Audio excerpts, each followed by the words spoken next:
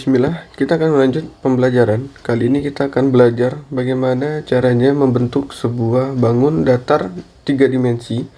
Dan sebagaimana teman-teman ketahui ya, bidang datar 3 dimensi itu kan ada banyak. Contohnya aja kayak ini, kita bikin ada kubus. Oke, di sini kita bikin kubus tanpa bantuan penggaris, tanpa bantuan penghapus, dan tanpa bantuan tools yang lain. Dan kalau tidak rapi seperti ini diperbaiki aja secara manual. Jadi nggak perlu semuanya itu harus dibuat ulang. Nah, oke, kemudian bagian atasnya.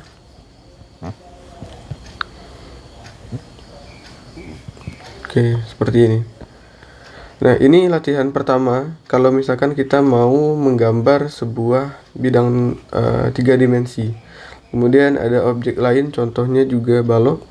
Jadi teman-teman harus hafal ya antara beda 2 dimensi dan 3 dimensi, dan juga harus mengetahui jenis-jenis dari bidang biar gambar kalian itu nggak monoton. Ini mungkin kelihatannya simple dan kayak latihan anak TK, tapi apapun yang mau kita buat, dia nggak bakalan lepas dari hal-hal sederhana seperti ini. Jadi jangan sampai di skip hanya gara-gara kita pengen buru-buru belajar anatomi, belajar perspektif, atau belajar yang lainnya. Dan masih banyak lagi. Ada prisma, kemudian tabung, dan silakan teman-teman latih. Dan untuk metode latihannya seperti ini. Jadi metode latihan.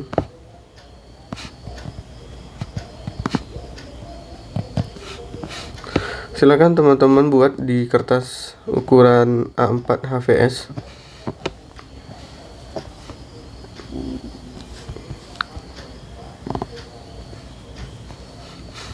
Oke, ini ukuran A4. Satu lembar, satu jenis bidang 3 dimensi. Satu lembar, satu jenis. Oke, contoh yang di A4 ini kalian bikin yang kubus ya. Jadi setelah bikin kubus, buat semuanya itu full kubus dengan ukuran yang beda-beda.